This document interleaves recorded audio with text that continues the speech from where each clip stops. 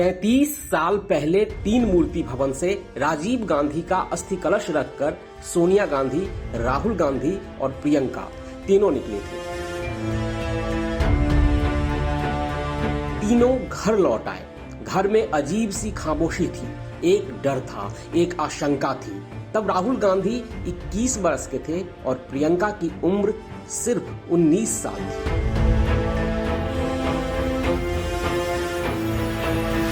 सोनिया गांधी थी जो 7 साल के अंदर अपने 2 चाहने वालों को खो चुकी थी, अंदर से टूट गई थी।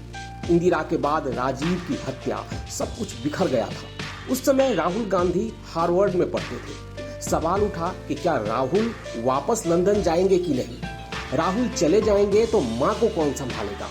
घर में चर्चा चल रही थी। तभी प्रियंका ने कहा कि राहुल पढ़ेंगे, लंदन जाएंगे, मैं यहाँ माँ को संभाल लूंगी। सब चौंक गए, लेकिन प्रियंका ने न सिर्फ मां को संभाला बल्कि अपनी पढ़ाई भी जारी रखी।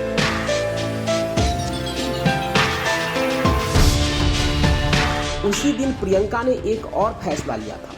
ये फैसला था राजनीति से दूर रहने का। वैसे तो प्रियंका जब छोटी थी तो वो नेता ही बनना चाहती थी। 16 साल की उम्र में जोरदार भाषण दिया था, पर पिता की मौत के बाद पॉलिटिक्स से प्रियंका का मन टूट गया। लंबे समय तक गांधी फैमिली राजनीति से दूर रही। वैसे बाद में सोनिया गांधी आई, चुनाव लड़ी। सोनिया के लिए प्रियंका ने ही प्रचार किया। 1999 में प्रियंका के चुनाव लड़ने की चर्चा हुई। प्रियंका 10 दिनों के लिए विपश्यना करने गई। उसके बाद उन्होंने एक्टिव पॉलिटिक्स नहीं करने का अंतिम फैसला लिया। वो मानती थी कि राजनीति के कुछ ऐसे पहलू हैं जिनके लिए वो नहीं बनी है, लेकिन कहते हैं कि खून में जो चीज होती है वो होती है। पॉलिटिक्स तो प्रियंका के खून में है, नस नस में है। उन्होंने बैकडोर पॉलिटिक्स 1999 से शुरू कर दी थी। इसके बारे में आगे बताएंगे, पर प्रियंका की राजनीति में आने को लेकर एक दिलचस्प किस्सा है। ये किस्सा इंदिरा गांधी की भविष्यवाणी से जुड़ा है। इंदिरा के करीबी थे माखनलाल फोतेदार, कांग्रेस के बड़े नेता थे। फोतेदार से इंदिरा बहुत कुछ शेयर करती थी। एक दिन इंदिरा ने उन्हें एक बच्ची के बारे में बताया। कहा कि उस बच्ची में मैं अपने आप को देखती हूँ। जब वो बड़ी होगी तो लोग मुझे भूल जाएंगे।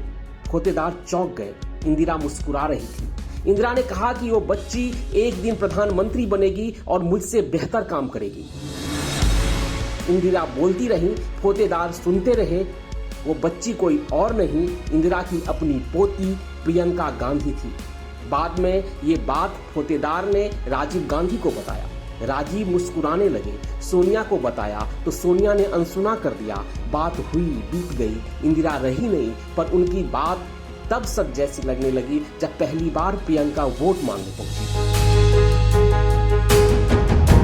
जगह थी रायबरेली, वही रायबरेली जो इंदिरा की कर्मभूमि हुआ करती थी। 1999 में रायबरेली से कैप्टन सतीश शर्मा मैदान में उतरे थे। ये वही सतीश शर्मा थे जिनकी वजह से प्रियंका का नाम प्रियंका पड़ा, नहीं तो सारिका होता। जी बिल्कुल सही सुना आपने। हुआ ये था कि राजीव गांधी के घर से पहले सतीश शर्मा के घर में लक्ष्मी आ गई। सतीश ने अपनी बेटी का नाम सारिका रख लिया।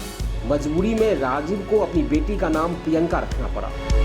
खैर, उसी सतीश शर्मा के खिलाफ जो चुनाव लड़ रहा था वो भी नेहरू फैमिली से ही था। नाम था अरुण नेहरू। कभी राजीव के प्रिय थे, इतने प्रिय कि प्रियंका के बेटे ने ही अरुण नेहरू को मुखाग्नि दी थी। ये बात की बात है, लेकिन 1999 में अरुण नेहरू बीजेपी के टिकट पर मैदान में थे, इसलिए प्रियंका उनके खिलाफ प्रचार में उतरी। रायबरेली के लोगों को प्रियंका ने पहले इंदिरा की याद दिलाई, फिर अरुण नेहरू और राजीव के रिश्ते बताए, दोस्ती, दुश्मनी और गद्दारी की बात की। लोग प्रियंका को सुन रहे थे। तेवर बिल्कुल इंदिरा जैसी थी, बाल भी इंदिरा जैसे, साड़ी भी इंदिरा जैसी। प्रियंका के रायबरेली से निकलते निकलते लोग उनमें इंदिरा गांधी की छवि तलाशना शुरू कर चुके थे। अब भी लोग प्रियंका गांधी में इंदिरा का अक्ष देखा करते हैं। इसी दौरान एक और दिलचस्प वाकया हुआ ये कि जब रायबरेली में प्रियंका भाषण दे रही थी तो उन्होंने अरुण नेहरू पर सीधा अटैक किया था। उन्होंने लोगों से पूछा कि मेरे पिता के मंत्रिमंडल में रहते हुए जिसने गद्दारी की जिसने भाई की पीठ में छुरा भोंका, ऐसे आदमी को आपने यहाँ घुसने कैसे दिया? इसके अगले दिन वाजपेयी जी रायबरेली पहुंचे। वो उस समय प्रधानमंत्री थे। वाजपेयी जी अपने खास अंदाज के लिए मशहूर थे। उन्होंने प्रियंका पर यह कहते हुए तंज किया कि हम तो रायबरेली आने से डर रहे थे क्योंकि यह किसी और का इलाका है। तब तक देर हो चुकी थी। प्रियंका तो रायबरेली के दिल में बस चुकी थी। प्रियंका ने अकेले अरुण नेहरू की खटिया खड़ी कर दी थी। प्रियंका ने चाचा को पटकनी दी थी। प्रियंका की उसी कामयाबी के कारण आज उन्हें मोदी की सबसे बड़ी चुनौती माना जा रहा है। इंदिरा और प्रियंका में बहुत कुछ एक जैसा है। दोनों के पहनावे एक जैसे हैं, चाल ढाल और शब्दों में आक्रामकता एक जैसे। प्रियंका हाजिर जवाबी और तंज भरे लहजे में इंदिरा की तरह ही बात करती है। हेयर स्टाइल एक जैसे हैं। प्रियंका को इंदिरा की तरह साड़ी पहनकर लोगों के बीच जाना पसंद है। इंदिरा की तरह प्रियंका भी लोगों से घुल मिल जाती है, नाम लेकर बात करती है, किसी को भूलती नहीं। हाथ जोड़कर नमस्ते करने का अंदाज भी इंदिरा जैसा ही है। प्रियंका भी इंदिरा की तरह ही बोलचाल वाली हिंदी बोलती है, सीधा लोगों को कनेक्ट करती है। प्रियंका मानती है कि इंदिरा बहुत ताकतवर महिला थी, वो भी उनकी तरह बनना चाहती थी। लेकिन इंदिरा की हत्या के बाद प्रियंका उनके भाषणों को घर में गौर से देखती और सुनती थी। बॉब कट बाल रखने के पीछे की वजह भी यही है। प्रियंका जब छोटी थी तभी से अमेठी जाती थी। राजीव अपने साथ लेकर उन्हें जाते थे। प्रियंका लोगों से मिलती, वहाँ के बच्चों को, महिलाओं को नाम से जानती थी। प्रियंका के छोटे बाल को देखकर लोग कंफ्यूज हो जाते, उन्हें भैया कहकर बुलाते थे। बाद में जब पता चला कि प्रियंका लड़की है तो लोगों की भैयाजी हो गई। राजीव की मौत के बाद अमेठी से आने वाले लोगों से प्रियंका मिलती थी। राजीव के बारे में अखबार में छपने वाली खबर नोट करके रखती थी। ये रॉबर्ट वाड्रा है। प्रियंका के प्यार हैं, उनके पति हैं और राजनीति में प्रियंका के लिए मुश्किल भी यही है। पर पहले प्रियंका और रॉबर्ट के प्यार की बात करते हैं। दोनों में पहली मुलाकात तब हुई थी जब प्रियंका सिर्फ 13 साल की थी। मुलाकात करवाने वाली थी रॉबर्ट की बहन मिशेल। मिशेल प्रियंका की बहुत अच्छी दोस्त थी। दोनों दिल्ली के ब्रिटिश स्कूल में साथ साथ पढ़ते थे। एक दिन प्रियंका की मुलाकात रॉबर्ट से हुई। दोनों दोस्त बन गए, घर आना जाना होने लगा। अब चूंकि रॉबर्ट वाड्रा किसी हाई फाई फैमिली से आते नहीं थे, लिहाजा लोगों को उनके बारे में पता नहीं था। प्रियंका के प्यार के बारे में पता चला 1995 में। जुलाई का महीना था। दिल्ली के मौर्या होटल में फैशन शो चल रहा था।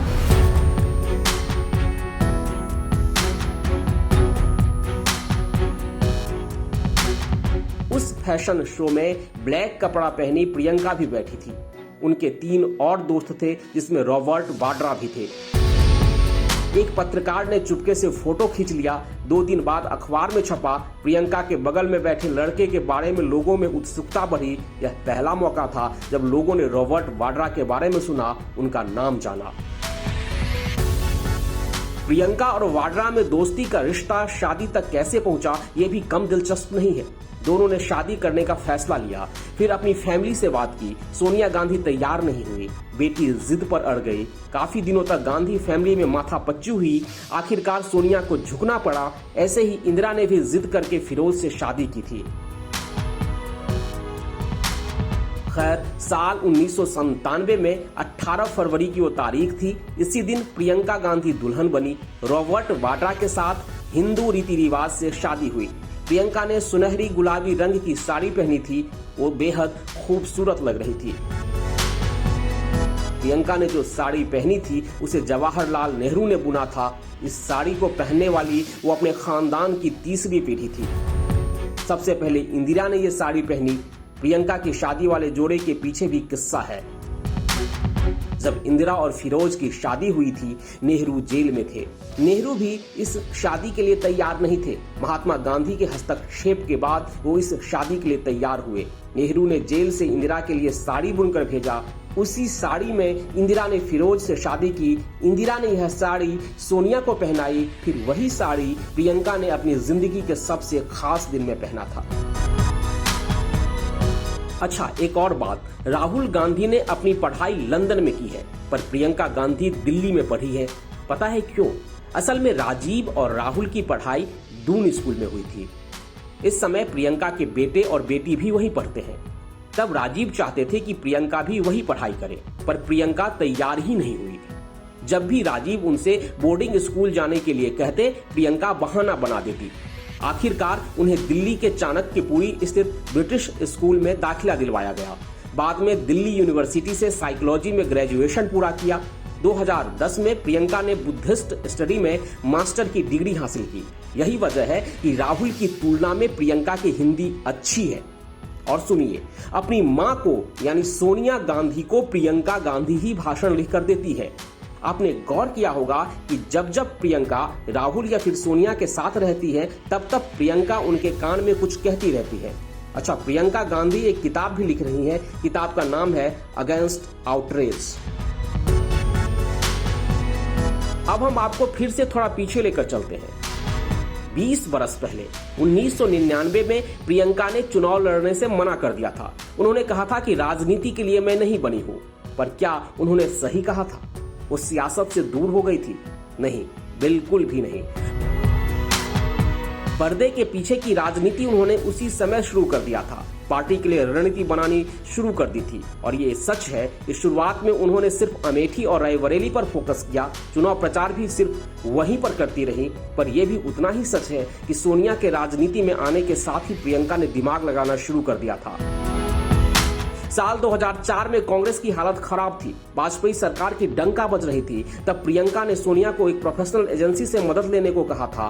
फिर जो हुआ उसका अंदाजा किसी को नहीं था। कांग्रेस की सत्ता में वापसी हो गई। हंसती मुस्कुराती लोगों से मिलती प्रियंका, पर प्रियंका पहले ऐसी नहीं थी। बहुत ज्यादा गुस्सैल थी, बहुत जिद्दी, छोटी छोटी बातों पर चिढ़ जाती थी। पर शादी के बाद बिल्कुल बदल गई।